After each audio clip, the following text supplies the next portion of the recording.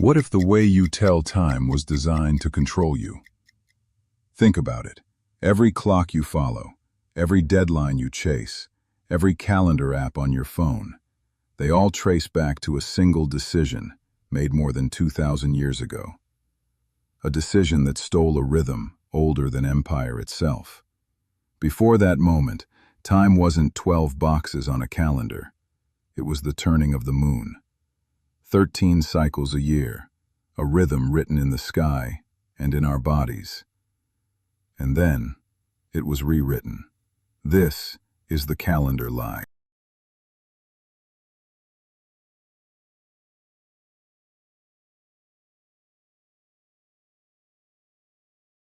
Long before the Gregorian calendar, time had already been rewritten.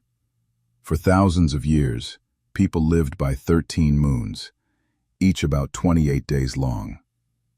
This lunar rhythm guided planting, harvests, rest, and ritual, keeping life in tune with the tides, the seasons, and our own bodies. But in 46 BCE, Julius Caesar changed everything. With the help of astronomers, he introduced the Julian calendar, a solar-based system of 12 months. The 13th moon was erased. 12 became the law.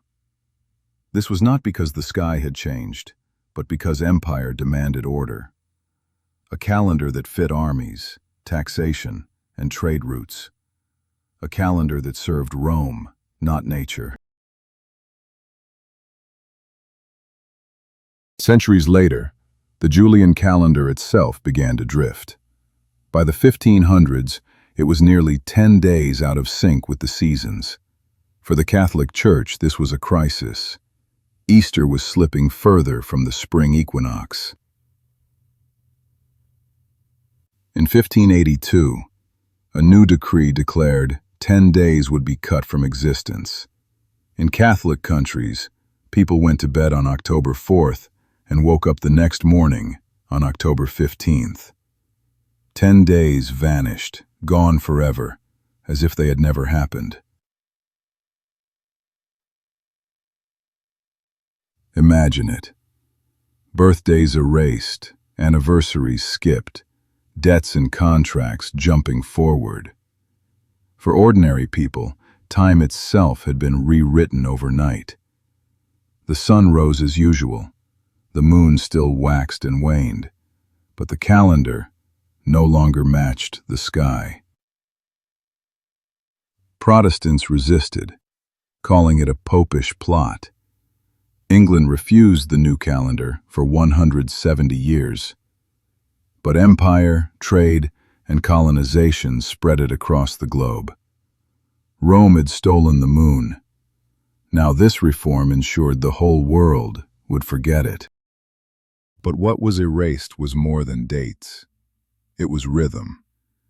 Ancient cultures everywhere had lived by lunar cycles. The Maya tracked time with incredible precision through the moon. Egyptians aligned festivals with the stars. The Igbo people kept a sacred 4-day week in balance with nature. The Chinese still honor lunisolar calendars today. The 13th moon was not superstition. It was balance. It kept life aligned with seasons, tides, and cycles of the body. By cutting it away, colonial time flattened human experience into 12 rigid boxes. A missing month, a missing rhythm, a missing part of ourselves. What empire stole was not only rhythm, it was time itself. For thousands of years, people lived in harmony with 13 lunar cycles. 13 months of about 28 days each, a complete circle of renewal, woven into the tides, the seasons, and our own bodies.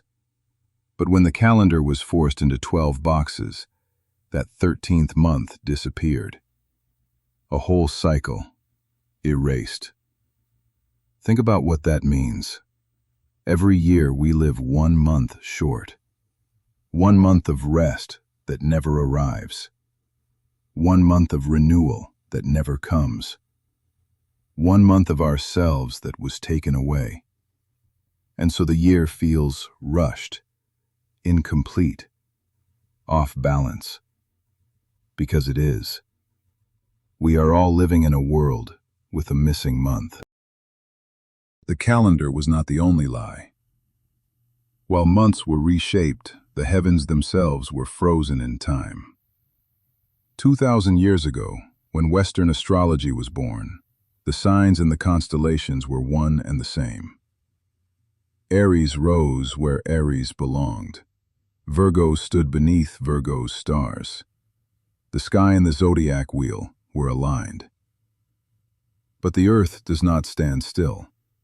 It wobbles, a slow dance across the centuries called precession. Every year, the stars shift ever so slightly. Over centuries, those shifts add up. Today, the zodiac wheel used in horoscopes no longer matches the constellations above our heads. Millions of people say, "I'm a Leo," or "I'm a Pisces." But when they look to the sky, the stars tell a different story. Your birthday might not mean what you think it does. You may not be the sign you've been told. And between Scorpio and Sagittarius lies a constellation almost no one talks about: Ophiuchus, the serpent bearer, the 13th sign. For ancient sky watchers, it was real. They traced its stars and told its story. But for empire, it was inconvenient. A tidy 12 signs were easier to control, easier to teach, easier to market. So Ophiuchus was erased from the zodiac. The strange thing is, the sky never agreed to this erasure. Ophiuchus still shines across the Milky Way, serpent coiled in its arms. Every year the sun passes through it, yet the system we follow pretends it doesn't exist. A 13th sign, hidden in plain sight. Not gone, just forgotten. A reminder that the sky tells a story older, stranger, and more honest than the one in your horoscope column. And it isn't just the signs. Even the great ages themselves, the age of Pisces, the age of Aquarius, have been distorted by colonial time. Astrologers talk about the dawning age of Aquarius, a new age of awakening, technology, and community. But if the zodiac wheel itself is already 2,000 years out of sync with the stars, how can we know for sure what age we're in? The truth is unsettling. Sidereal astronomy shows we may still be in Pisces, or that Aquarius has not yet begun, or even that we've already passed beyond it. Think about what that means. Every generation basing its hopes and prophecies on an age that may be misnamed, misplaced, misaligned. The sky above us whispers a different timeline than the one we've been told. But not everyone forgot. While empire enforced its rigid grids, people everywhere still looked to the sky. Farmers planted by the moon. Fishermen followed the tides. Midwives and healers trusted cycles written in the body. Indigenous peoples kept lunar festivals and seasonal ceremonies alive, even when colonizers tried to erase them. The 13th moon survived in fragments, in stories, in practices, in the quiet choices of people who refused to live only by the clock. True time was never fully lost. It waited, carried forward in whispers and traditions, until now, when we can piece it back together. This story is bigger than calendars, bigger than horoscopes.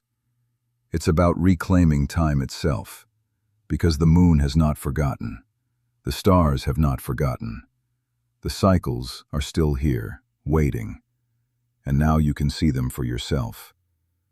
With one birth date, you can uncover your true sign, the one written in the real sky, and your true lunar birthday in the complete 13-month rhythm.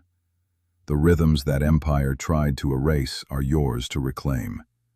Your time, your balance, your truth. I'm on True Time. Are you? If this opened your eyes, join the movement.